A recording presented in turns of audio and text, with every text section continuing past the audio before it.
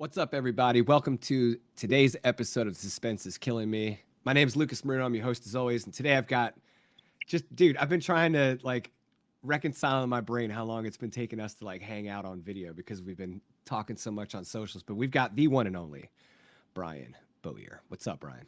What's up, dude? Thanks for having me. Yes, man. Anytime, dude. And I'm freaking psyched about the Pantera shirt. We were just talking about that.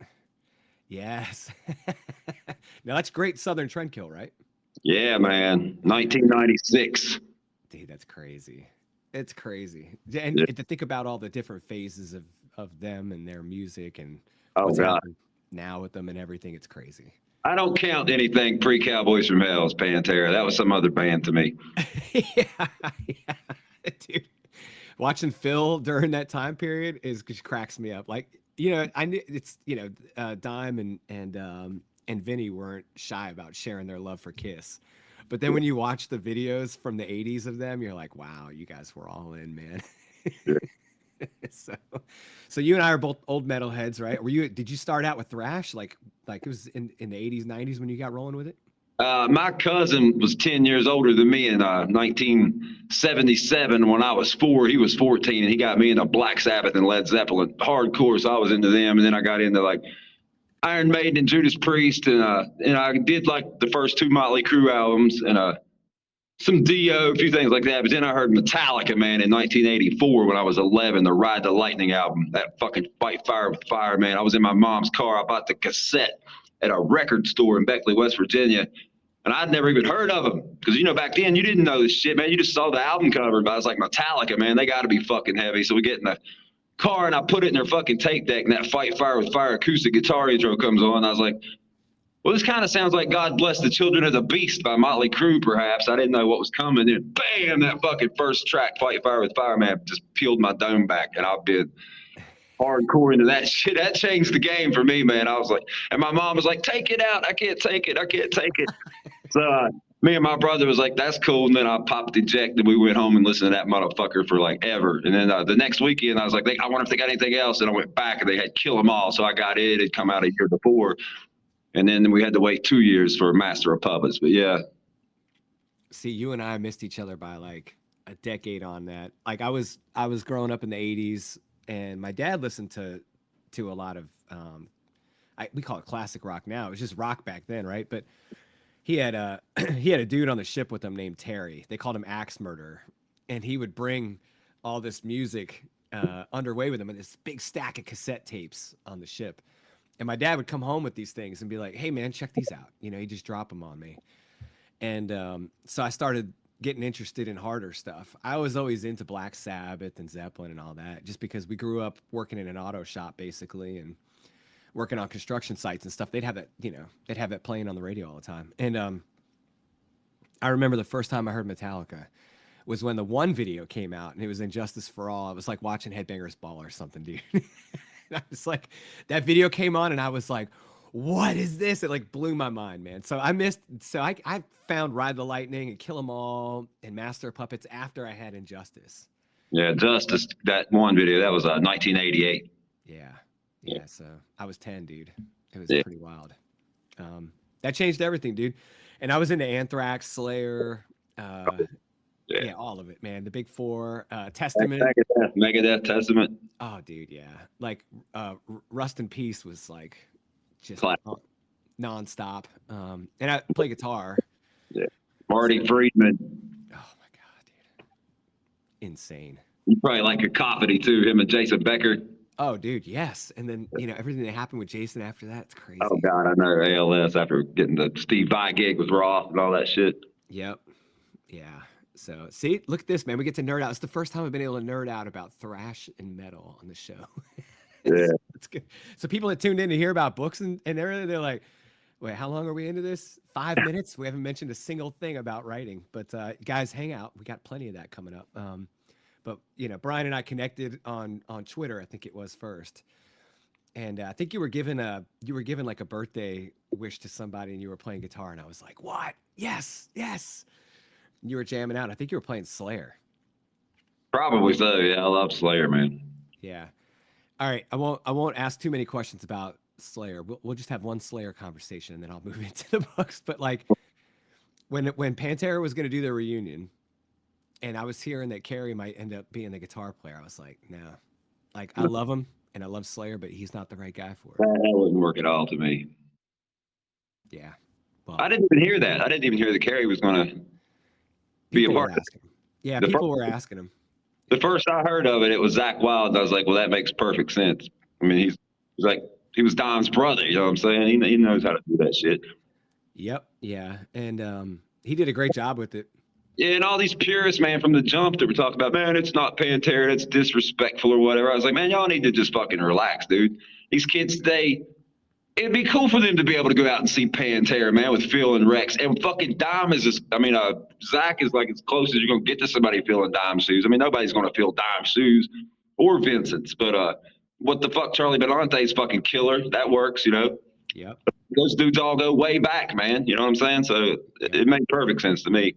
I haven't seen this tour. I don't even think I will, but I don't need to. I've seen Pantera twice already back in the 90s. But yeah, I'm totally cool with the whole Pantera reunion with the other members, man. I think it's fine. I think it's great, actually. Yeah, man. I mean, it was interesting to see it because I just went to the show. It was like a week and a half ago. How did Phil sound? Phil sounded pretty good, but he's older. He can't get up there, right? Yeah. So like, let me just put it this way. Like the guy probably shouldn't even be alive, right? Yeah. So Yeah. I'm like, so then to see him get on stage, the biggest thing I noticed about Phil wasn't in the sound. He can't get where he was. He's just deeper, right? So he sings everything a register down now. And so a lot of the stuff he used to sing, he kind of high screams now, which is a little bit easier for him to do. But I'm sure that if I put like in-ears in, it would have sounded worse than it did through the stadium. That's cool. Whatever, man. I didn't dump on Phil once during the show. However, I will say this. I noticed his energy was way different. Because he can't do the jumping around and like, thrash. Like he used to just get crazy on stage. Yeah. Until I saw him when he was like really bad on heroin. When I saw him at the end of his run with Pantera there in the 90s, I could tell, like I was just sitting there watching. I'm like, dude, this is almost over. Like He was a fucking mess, man. Yeah. Like I remember there was one time I saw them in Hampton, Virginia at the Coliseum. And he was just standing there like swaying. Like he's supposed to be singing, dude. He wouldn't hold the mic up. He could barely hold his eyes open. Yeah. Yeah. I was like, the place was half full. I was like, this is not Pantera I saw 3-4 years ago. Now, of course, the band was killing it. But there you go. So was it really cool to see? Yes. Was it Pantera from 1994? No, it was different. I saw them in '94 on the Far Beyond Driven tour in Charlotte. Dude. Yeah, Max Cavalera, Sepultura was opening for Pantera, but Max Cavalera broke his arm skateboarding.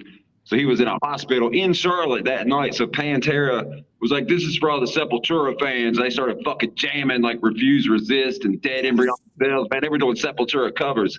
It was fucking killer, dude. Excellent. Excellent. Yeah, man. That's one of my all-time favorite bands, Sepultura. Awesome, dude. Although I never bought an album of theirs after Max left. Yeah. I'm not like a hardcore, like I'm not buying this stuff. It just wasn't the same for me. Yeah. So cool, man. Well, so I mean, obviously you got into metal back then. Were you like an avid reader when you were young? Like, or for me, metal and like the reading and the music was like side to side. No, I never read anything except the fucking Bible and like guitar playing. Man, I hated the Bible. My parents just forced that on me as a child. And then I got locked up in a juvenile correctional facility when I was 16, and there was an Italian correctional officer there named Moscard. He was like, do you like to read? Do you ever read? And I was like, I know how. And he was like, I know that, smart ass. He's like, but if I bring you a book, would you read it? And I was like, what the fuck else am I going to do? So he brought me 2 books, Stephen King's collection Night Shift and his novel Pet Cemetery. And I read them both that fucking day, man, because you had your own light switch and you did not have a cellmate in Salem, so you could leave your light on all night. So I read the collection Night Shift of short stories that day, and then I read Pet Cemetery, the novel, that night, and then I've been reading ever since. So I didn't get started reading until I was 16. Wow, dude. And that was it. But after that, it was so fucking awesome because he was this massive horror fan, and he would bring me like a book to 2 books per day every time. And I got locked up all the time, so I'd be in there for like 6 months, then I'd get out, then I wouldn't read. Then I get locked up again. He'd be like, "Oh, you're back," and he'd just start bringing me books every day. So it was like being in and out of a university of horror fiction.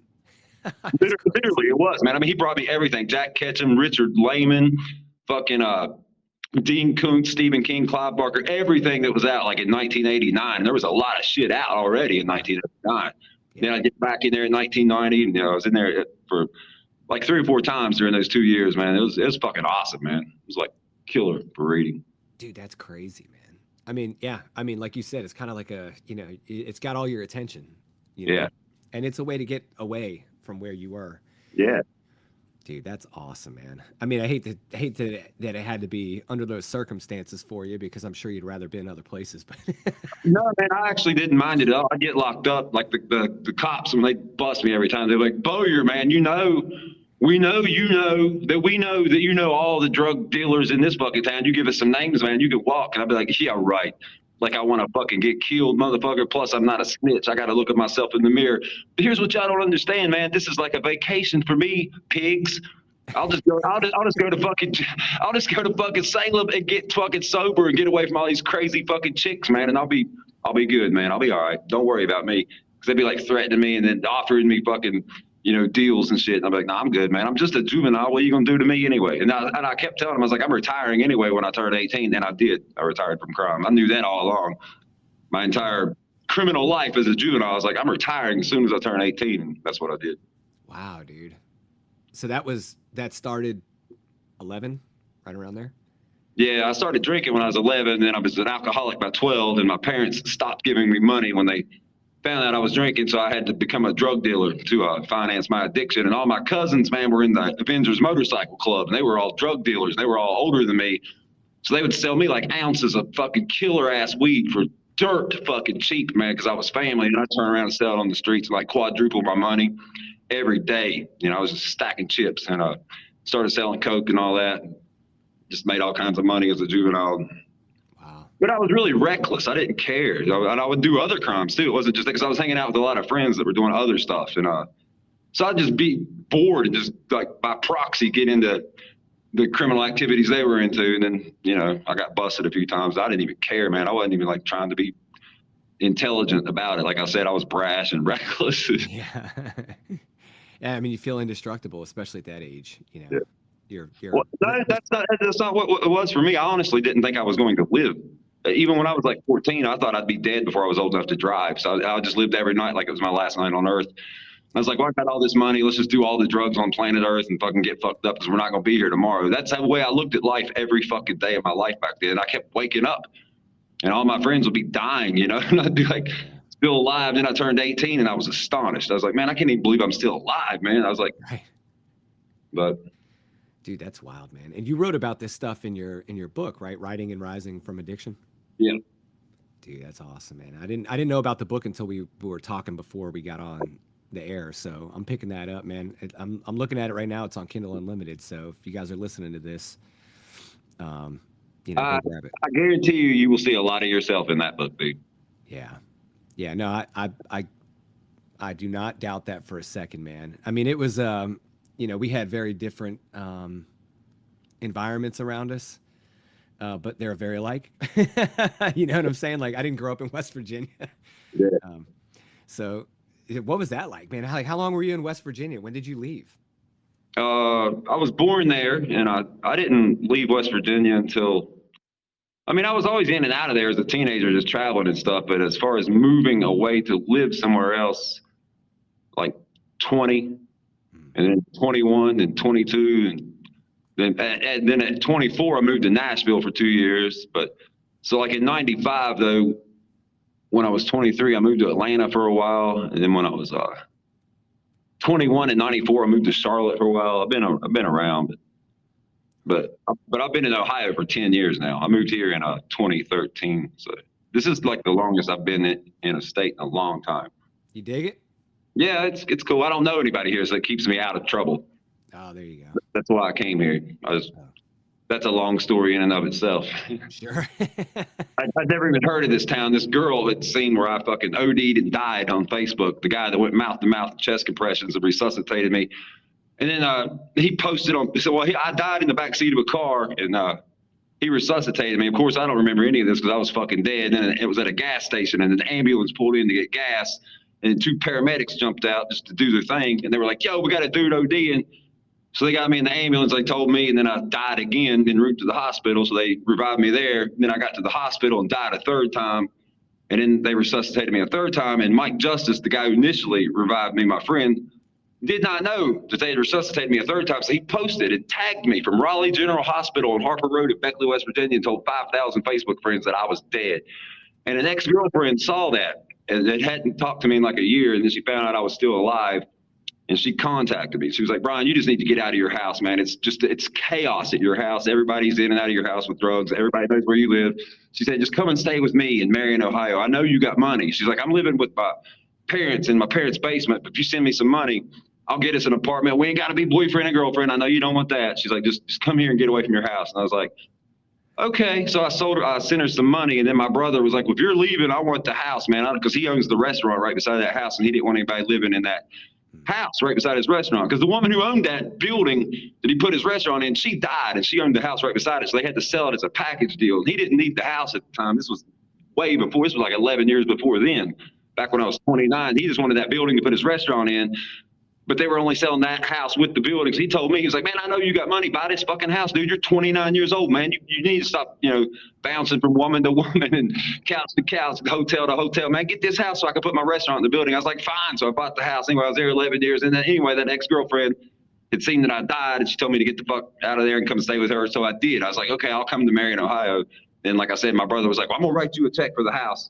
And that house still sits there to this day. No one's in there. He just goes over there and mows the grass and stuff and just leaves it. That way nobody's right beside his building. It's called Mickey's Pizza in Beckley, West Virginia. If you're ever in Beckley, that's my brother's restaurant. That's it. Yeah. That's wild, man. And so you end up in Ohio, and you're like, "Yep, this is good. I'm just going to kind of sit down here." Yeah, well, I asked her. I was like, she's like, come to me in Marion, Ohio, and stay with me. I was like, "Where the fuck is Marion, Ohio?" She's like, she said it's about an hour away from Columbus. And I had been to Columbus, of course, and Cleveland and Cincinnati. I just never heard of Marion. Then I was like, okay. So I came here, and I've been here for 10 years. Wow, dude. That's wild, man. And so when were you writing this whole time? You were moving around? Yeah. Yeah, I was never even like thinking for publication or anything. I just wrote for myself. And I'd let my friends read it, and they'd be like, "Oh my God, dude, this shit's fucking crazy." And they're like, but when I first started, though, I was writing screenplays. That's why I quit a band I was in and moved to Nashville to go to film school. Because I'd written this screenplay, and I thought it was just phenomenal, man. And all my friends agreed. They were like, "Man, this is Pulp Fiction on fucking steroids, dude." What was the name of the screenplay? Can I ask?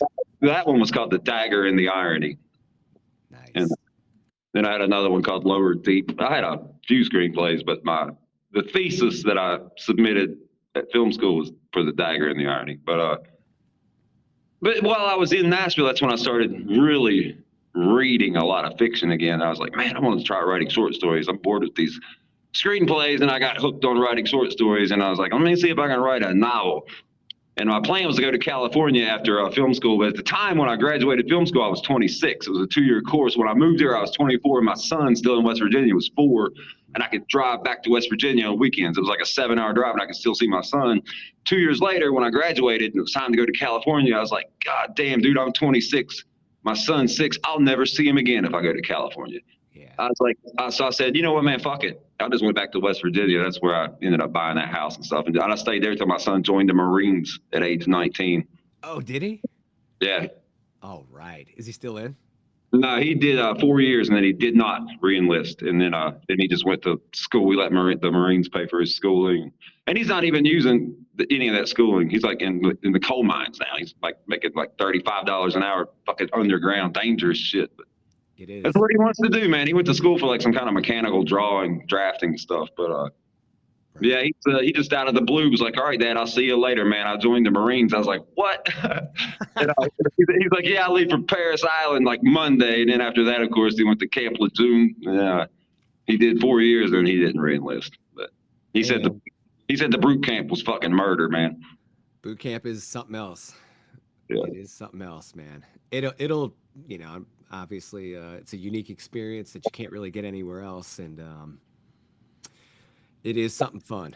It teaches you a lot about yourself. The first week, you learn that you just don't want to be there. but after that, it changes a little bit. And by the time you graduate, you're kind of proud that you did. But it does change you a little bit. It is something special. So, and hey, props to your kid, dude, because doing four and bouncing is very is very respectable. I did 22 years in the service, and it was cool to work with so many young people that would come in and do their four and six and roll. And I was happy for every one of them when they came in, and I was happy for every one of them when they left, whenever that was. So, send them our thanks for doing this four, dude. That's a big deal. So you were was this so what was your first publication, man? Like, did you put out a short story first, or? No, a novel called Shelf Life. It's still available. I published it myself in 2011, but I wrote it in 2001. So that book that you can buy right now, Shelf Life, was written 22 years ago when I was 28. I'm 50 now. That's awesome. Yeah, and it still holds up to me. I mean, in my mind, I'm like, man, that's like current. If I wrote that book right now, it wouldn't be any different, man.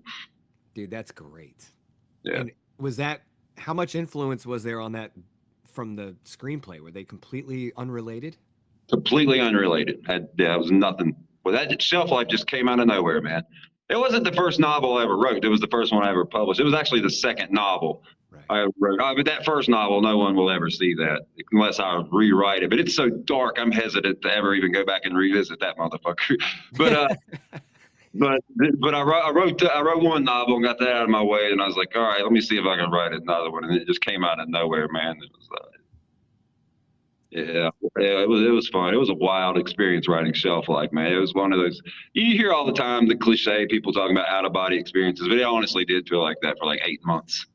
It felt like someone was guiding my hand for like 8 fucking months, and then it sat in a drawer for 10 years. I mean, I'd show it to my friends, and they would just trip. They'd be like loving it, but I never even. I just never expected to wake up every night. I just thought it was my last night on earth, man. I was like, I'm gonna be dead, man. I ain't fucking worried about this shit. At least I wrote the book, man. I know it's good.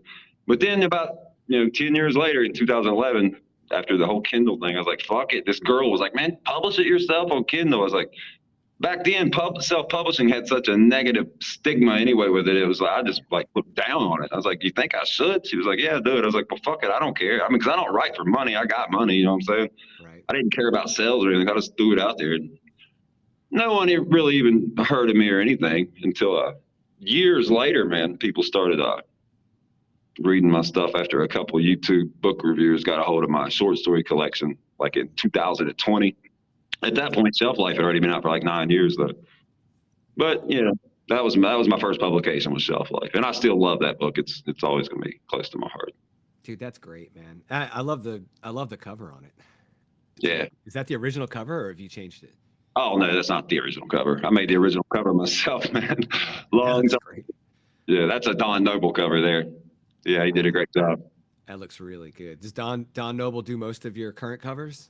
Every book I have available, he did the cover for, except for the autobiography, Writing and Rising from Addiction. Because I didn't know him. That was published in 2017. I didn't meet Don Noble until like 2018 or something like that. Gotcha. Oh, that's great, man. And if you look back on your experience with Shelf Life, like, did that kind of hook you, man? Like, was that it? Like, you wrote it, you were like, I just got to keep doing this, and then you pubbed it, and you had all that time where it wasn't like really getting much attention because you weren't pushing it and all the things. But yeah, back then I was just doing so many drugs and drinking so heavily. I didn't do a lot of writing. I mean, I wrote Shelf Life, and then I'd still write short stories, but a lot of the stuff just wasn't very good. I wrote a few books, but I mean, I've been writing the whole time, but most of it's just gone or put away, and it'll probably never see the light of day.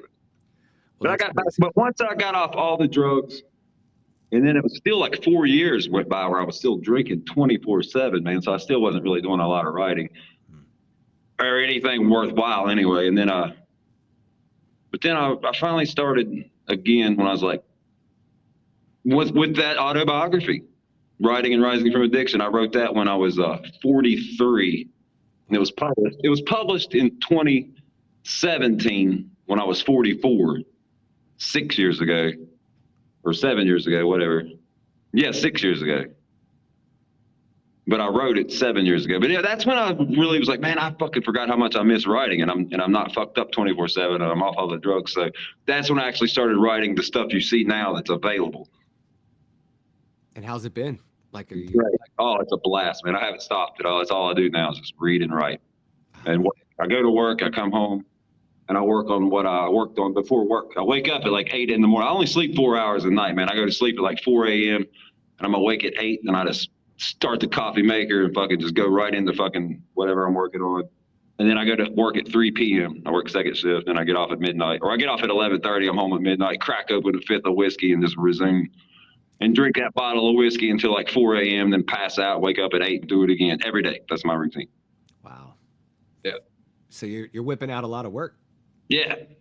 Yeah. Do you have any like word count goals or any of that stuff, or you just roll? Nah, man, I just roll with it, just whatever it is.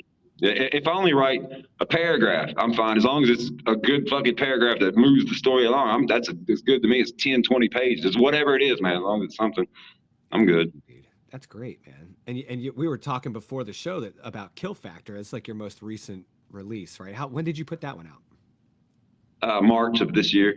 March. All right. Yeah, Alive Undead came out in January of this year, my vampire novel, and then Kill Factor is a crime novella that came out in March. Then I'll have a coming of age horror novel coming out in November called Old Too Soon. So that'll be 3 books this year. I love that title, by the way. 5 other books finished. What? I've got 5 books finished right now that aren't even out yet, and I'm almost finished with another one right now that I'm working on. It's yeah. I mean, I got a lot of stuff, man. Is it just not the time for them? Is that why you haven't released them? Can't put it all out at once. You know what I mean? I write faster than I could publish, man. I mean, because I don't want to like put, oh, here's a new book. Oh, I got another new book. Oh, I got it. So I'm just like holding on to them. So yeah, they're there. That's wild, man. I mean, that's like hyper productive, especially for somebody who's working full time and writing. Yeah. Well, I mean, I could take this camera and just show you around my apartment, dude. I do not have one television in here. I don't play video games. I don't do anything. All I do is read and write, man, and work. Well, if you had my kids hanging around, they'd be criticizing you for it. That's all I hear about. The other day, my son's like, "You need to get outside." I'm like, "Bro, if I'm not working, I'm writing." You know? Yeah, that's crazy, dude. Well, hey, you know what? I think that is exceptional. That you have that much ready to go in the reserves, man, ready to rock and roll. Do you plan their releases over a certain period? Like, I know you're concerned about releasing them too close to each other. Do you have a preference for when you like to release, like a frequency? Not really. Not really. Just whenever it's time. Yeah, just whenever. Yeah. Like I said, I got 5 finished right now. I got a novella called Crazy Like You. It's finished. I got one called Night Underground. It's finished. And I got one called Grinding Road. It's finished. And then I got 2 novels, Metro Kinetic. That's finished. And then Old Too Soon is finished, but it's actually coming out in November. And then I'm working on one called Family Descent right now. And it's all kinds of stuff, man. So tell me a little bit about Old Too Soon. Are you allowed to talk about it? Because I know it's coming out in November, right? Yeah, it'll be out in November. It's yeah, I can talk about it. It's about this. Well, it starts out. There's a girl named Cadence. She's 11 years old, and her father had died when she was 9, and then her mother gets with this drug dealer, and he like abuses her and stuff, and it just follows her as she gets a little older, and she gets into crime herself, and her entire family are just psychotic. Her aunt is a drug dealer, and her aunt's daughter, which is her first cousin, is a murdering drug dealer, serial killer. She's a teenage serial killer who like collects people's skulls. And Cadence likes girls. She doesn't like guys, and she ends up getting locked up in a juvenile facility. And while she's locked up, her girlfriend starts dating her fucking first cousin who collects people's skulls. And she gets out, tries to save her ex-girlfriend from her fucking serial killer first cousin. It's fucking crazy, man. There's a whole bunch of side stories going on too, but it's violent, dude. But it's unlike any coming of age novel I've ever seen. I know that for sure. Well, when you said you were publishing a coming of age book, I paused for a second. I was like trying to imagine what that would be like, knowing the scope of some of your other work. It's a lot like the other stuff, dude. It That's just awesome. happens to be about this girl that like ages before your eyes. I think when the book ends, she's not even 18 yet. Oh wow. But it follows this chick from like age 11 to age 18 or something, Dude, 17. that's awesome, man. And that comes out in November. Who's publishing it? Potter's Grove Press. Iris Grove. All right, cool, man. So big shout out. Hope those guys, or I hope that the people listening to this will run out and get it when it comes out, and you'll be talking about it on socials. Obviously, we'll talk about it here on the show, man. I just want to make sure that we get a little bit of eyes on that one because it sounds wild, man. I can't wait to read that book. It's a fucking trip, dude. Now, I looked through your catalog on Amazon when you agreed to come on the show, and I didn't find any series, which I found interesting for a guy who's writing so prolifically, right? So usually people that write that much fiction and crank it out that frequently, crank it out meaning like out of their heads, like just getting it into a document somewhere. Um, Sometimes there's a motivator there, like hey, I got to carry this character to another place, right? What like are you interested in eventually expanding into like multiple series, or are you like having these unique standalone kind of experiences? Well, I have two novellas that are connected. Road Harvest is the first one. And Okay. that, to me, that was just a standalone. I thought that story was completely over, but a few book reviewers and readers were like clamoring for a sequel. And I was like, okay, fine. So I wrote Road and Arrows. So you can find both those. And then one of my five unpublished finished books is Grinding Road. That's the third in that series. So you got Road Harvest, Road and Arrows, and Grinding Road will be out probably next year or maybe 2025. I don't know. Because like I said, I got a lot of stuff, but Dude, have you told anyone else about that? not really, no. Okay. So there's a third book in I that call little it, universe. I guess it's called my Road Trilogy. Yeah, I was about to say we're gonna have to put a name on that. That's Yeah. awesome, dude. Road Harvest, Road and Arrows, and then coming soon, Grinding Road. Dude, awesome. The first two books I picked up from you were Scarlett and Autumn Gothic. So it's pretty stoked to see a lot of your other work, man. When I saw Sinister Six or Sinister Mix, sorry, I was like, ooh, this looks pretty cool, man. Yeah, it's a collection of short fiction. Yeah, I like collections from. I like when an author produces a collection of their work because sometimes those are stories that I feel like people don't let out. You know, it's like they write these stories looking to sub them somewhere. I like that the horror community kind of embraces the collections because other genres aren't so receiving of them.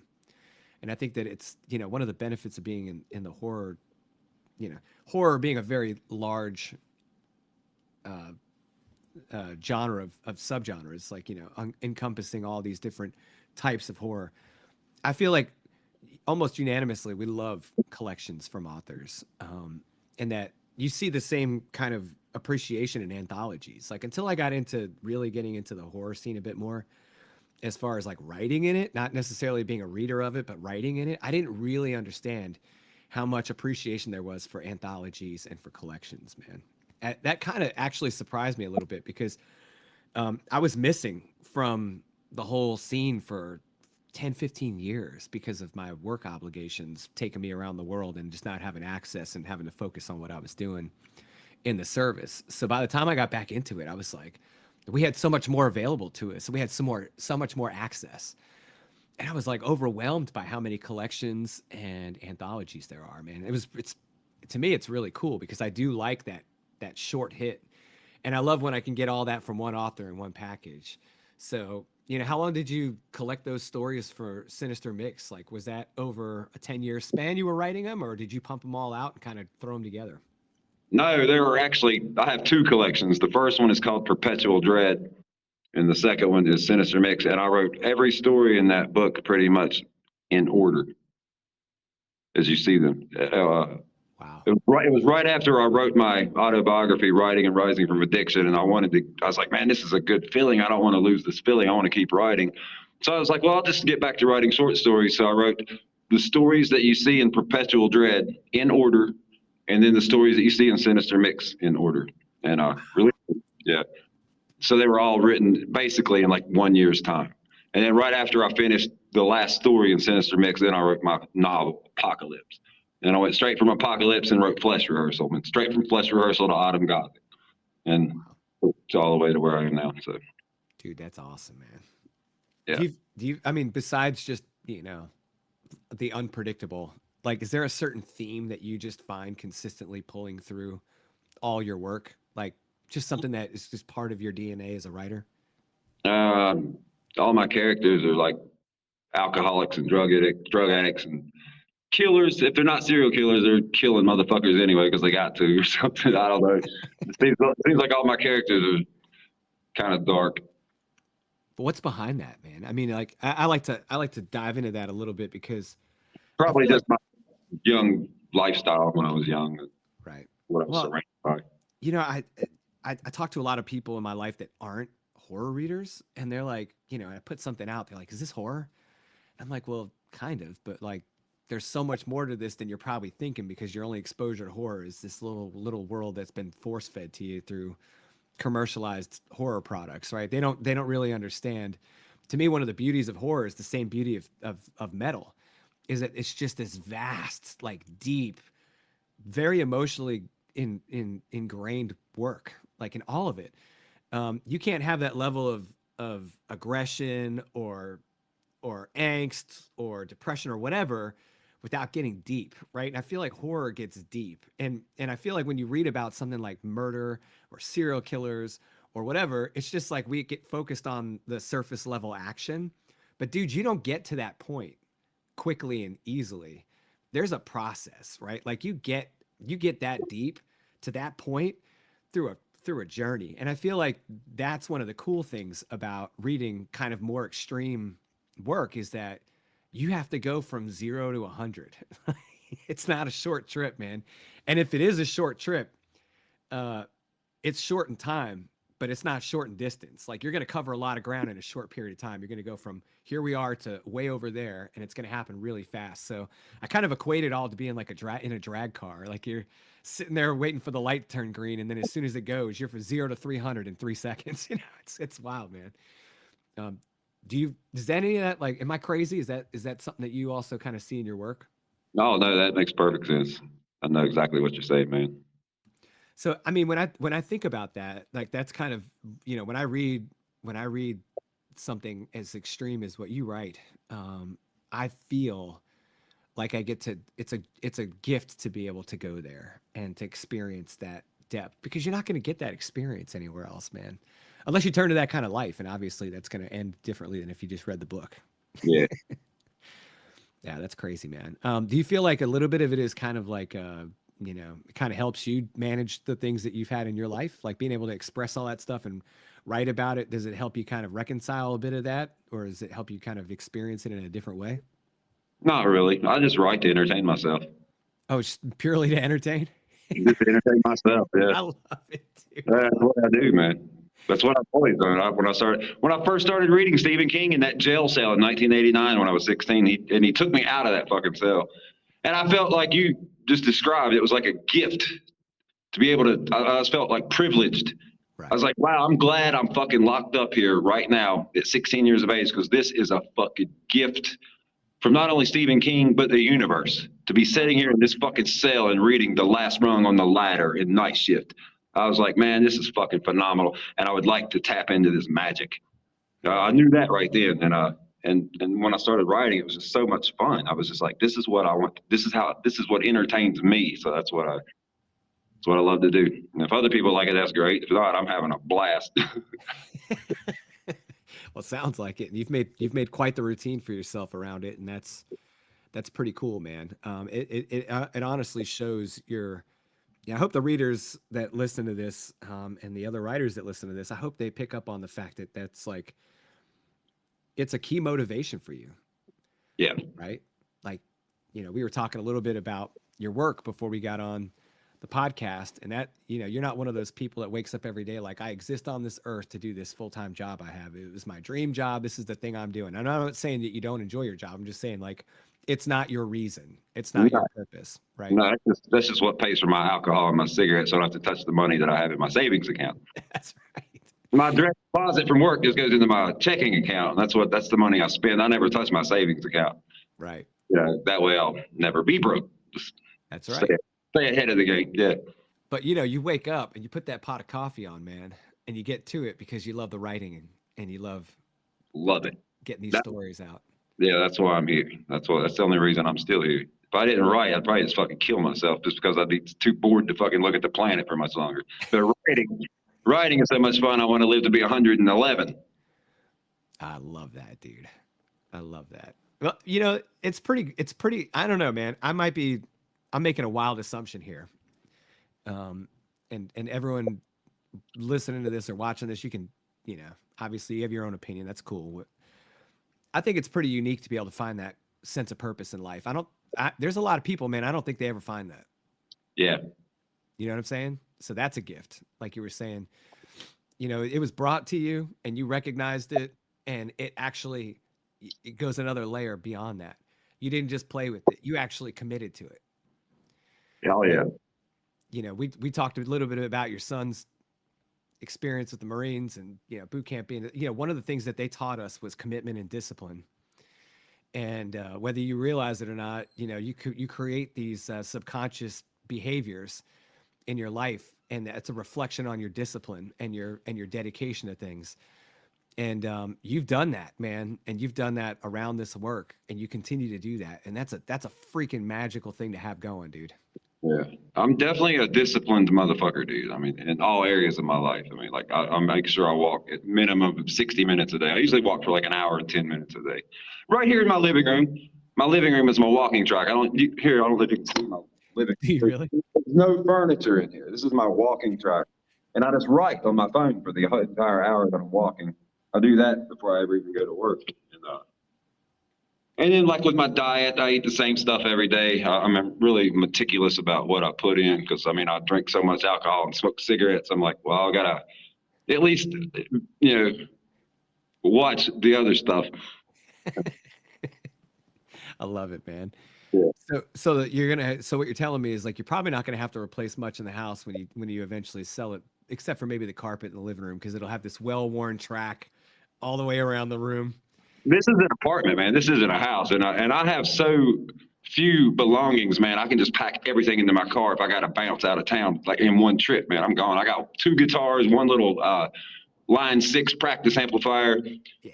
and some clothes. Not a lot of clothes, just a couple closet fulls. But one of those closets are my work uniform, so I'd leave those here. I wouldn't even have to take those. And yeah, I'd be gone. My laptop and my phone and my two Kindles. That's it, man. I can fit everything in the car and be gone if I gotta go. So yeah, you got a bail bag ready to rock, man. Yeah, That's cool, dude. and I can leave at any time. I mean, it's winter's coming here, and it gets cold as fuck in Ohio. I might just bounce. You might see me in Texas in a few months. So who knows? Or fucking Arizona. I mean, I can just leave at any time. I mean, I'm seriously thinking about it. Just like taking a map of the U.S., putting it on the wall, throwing a dart, aiming west. Be like, okay, I'll go there. Because I mean, I got the money to do it. Well, aim low, bro, because it gets cold in the desert. Southwest. It's just dry. I got family out in New Mexico, and yeah, my grandmother's still out there, and they live south of Albuquerque, and she comes out here to visit. And the only difference for her is the humidity out here on the East Coast is astronomical compared to what she has in the desert. And Where did you live? New York? now I live in Virginia now. When I was a kid, I had my childhood was in New York City. Oh, hell yeah. Virginia. Yeah, I'm about Through that state. yeah, dude. I live about 30 minutes east of Richmond. Oh, Lamb of God Yes. from Richmond. I don't know that I've talked about it on this show. I've talked about it before with other buddies, but I played with them when they were Burn the Priest. Priest. Oh, my God, dude. Yeah. Like playing the same club or something? Yeah, we played this same place in Virginia Beach. It was like this little restaurant / night bar thing that, they at night they'd like push all the tables up against the walls and like bring bands in, and they played with us. It was like 4 bands playing that night. One of our friends or a couple of our friends that were in a band called No Saner came down from DC, Baltimore area. They played, we played. Through there, too. Yeah, dude. And those guys came in. It was the only time I ever played with those guys and Burn the Priest. And Chris Adler, his kit, dude. I felt bad for him because they set us up on this parquet floor, and it was like they put a rug on it, but the rug was moving with his kit. Like it wasn't gripping at all, man. So like between every 2 or 3 songs, me and my bass player would run out there and push his bass drum and his two toms back over to him, like because his stuff was just moving the whole time he was playing. He hit so hard, man. He is fucking phenomenal, man. Yeah, yeah, it was pretty wild. So that was the only memory I have of that night was moving his kit back in place and laughing every 2 or 3 songs, just going, all right, let's go help him out, like push this stuff back. We each got like 45 minutes to an hour. I don't even remember meeting the guys. Like I don't, it's just like you meet so many groups that come through. But I do remember playing with them, hanging out with them for about 10 minutes outside, loading gear and pulling stuff down and drinking a beer and just laughing about the show and being like, yeah, we'll catch you guys down the road sometime. They're one of 2 bands that got huge that we played with. The other band was and you might not believe this, but the Avett Brothers are kind of like a folk music band from Charlotte, North Carolina. They're freaking huge. They were in a hardcore band. They were in like a metal band back in the 90s. And I slept on their couch and hung out with those guys all weekend. And we partied and all this stuff. And then years later, when I was in the service, a guy that I was stationed with was like, hey, man, you should come back home with me to Carolina. And I said, all right, dude. So we went back to his place for the weekend. And they were there, and Seth comes up and we're talking. I'm like, what's up, dude? I was like, I remember you. And he's like, oh my God, you lived on our couch for like 2 days. And I'm like, yeah. And we shot the breeze. And then I said, what are you guys doing? They're like, we're still playing. And I was thinking they were still in this metal band. And I'm like, really? Like, it's been 5-6 years. That's pretty cool. A lot of bands just come and go in those times. And they invite me out to a show and I get there and it's like a really nice venue. And I'm like, there's no way, dude, because they're going to trash this place. This place is too nice to play that kind of music in. And they get up on stage with nothing but a floor kick, a stand-up bass, a banjo, and an acoustic guitar. And I'm like, what is happening? And they start playing this Carolina, like rooted, like really rooted kind of ingrained like Appalachian music. And I'm like, all right, my mind is blown because one, I was expecting a metal group and they, showed up with a stand-up bass and a banjo. And I'm like, what the hell is this? And then 2, they start singing. I'd never heard his voice before. It was always screaming and yelling. We were all doing the crazy stuff. And so anyways, that was it, man. So every time someone's like, oh, did you play with other groups? I'm like, yeah, we played with all kinds of groups. But the only 2 I ever like hung out with and like really chilled with besides like King's X and the guys from, 2 of the guys from Coal Chamber and a couple other bands back then. But yeah, anyways. What are they called again? The Avett Brothers? Avett Brothers, yeah. Avitt? No, it's like Avett. Avett, okay. Yeah. Good dudes, man. Well, the buddy of mine who introduced me to them the second time that I was in the service with, he died of a heroin overdose a couple years later. And so I haven't been back to that area to hang out or do anything with them because Josh was kind of my tie to the area. So anyways, that was our common connection besides the music was we had this mutual friend. But yeah, anyways, let's get back to the Brian Bowyer conversation. I'm derailing all this stuff talking about music. Oh, hey man, I used to go to Virginia Beach like every other weekend from Beckley, West Virginia. It wasn't that far, 5 or 6 hours. We'd stop at Busch Gardens and ride a couple roller coasters and hit on through Williamsburg and then hit the fucking coast. And sometimes we go up into DC and Baltimore and all that. Man, I've been all through there. Yeah, dude. I live 20 minutes from Busch Gardens. Hell yeah. So, and this is where I write. I write about this area, although you'd never know it when you read it, except for the fact that I mentioned James City County. The book I just put out, novella, Bury the Child, is set here in 1966. Oh man, I loved that. Lydia and Wade and fucking Adeline. I'm glad you enjoyed it, dude. I was a little worried that it wouldn't be enough for your taste. Yeah, I liked it. It's a little. It was like grief horror.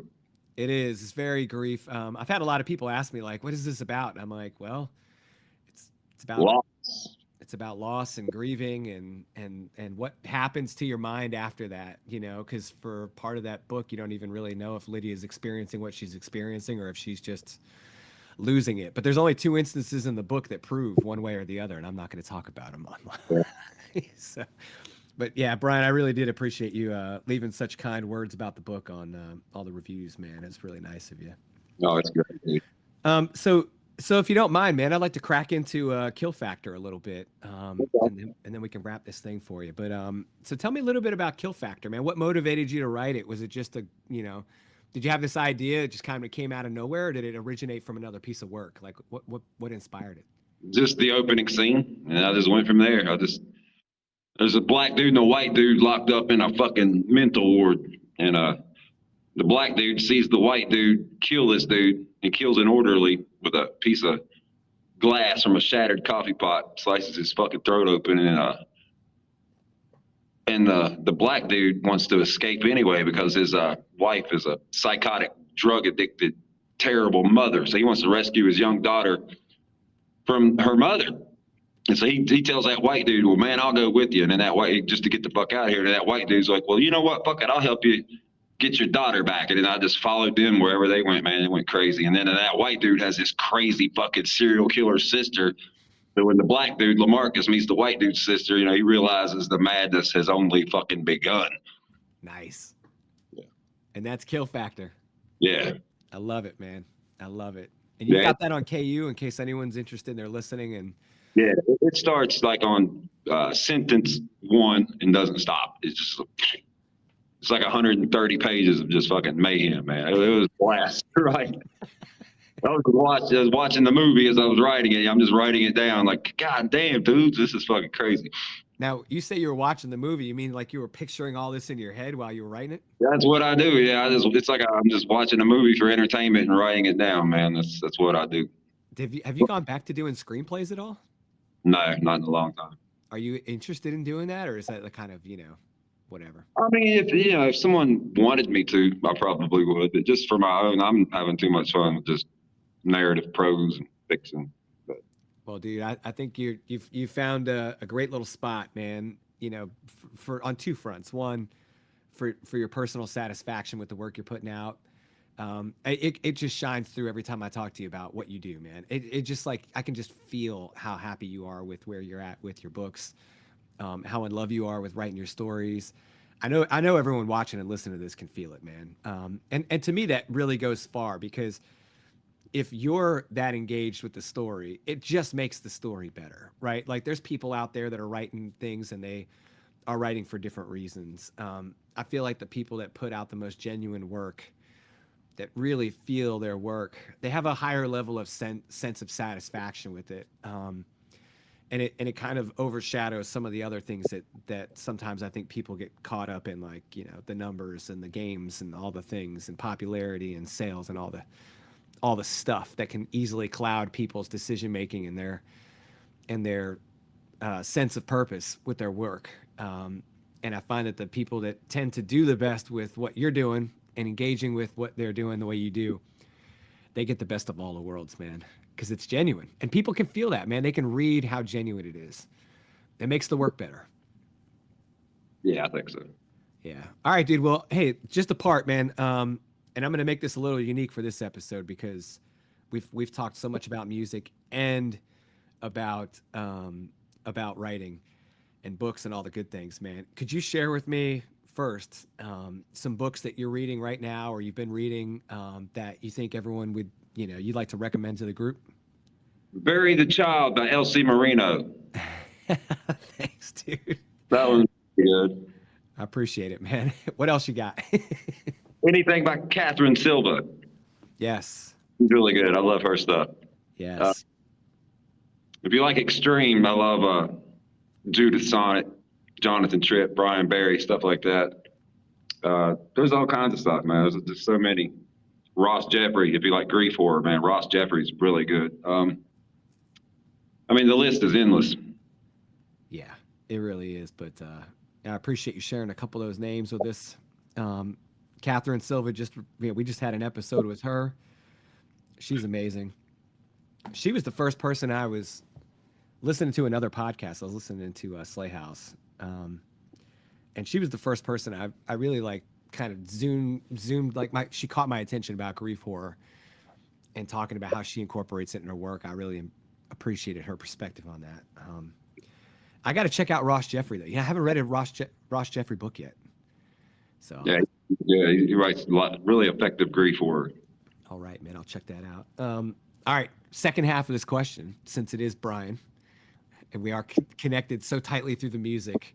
What are you listening to right now that you think everyone should be hearing? Oh man, I just listen to the old stuff on my way to work, like gangster rap and death metal, basically. Yes. The usual suspects, man. Biggie, Pac, Jay-Z, Eminem, Slayer, Pantera, Lamb of God, Cannibal Corpse. The first three Metallica albums. Nice. I haven't really heard anything new that's really blown me away. Lamb of God, I love Lamb of God, of course. Right. Gotcha. They're one of my favorites. All right, man. Sweet, dude. Well, you're doing it, man. Keep doing it. I got to get you back on here. I mean, you're pumping this stuff out like it's it's crazy. So we got plenty of opportunities to be talking again. We need to get like a circle of metalheads together and just do a metalheads only conversation about music. But all my listeners are probably like, dude. Well, I appreciate you being on, brother, and I can't wait to get you back again, dude. Thanks, dude. All right, man. Guys, go check out Brian's work. Where's the best place to connect with you, dude? Twitter, Instagram, Facebook. All my stuff's available at Amazon. There you go. Go get it. Go get Kill Factor. Keep your eyes peeled for Old Too Soon. And Brian, appreciate you, brother. We'll see you soon. Thanks.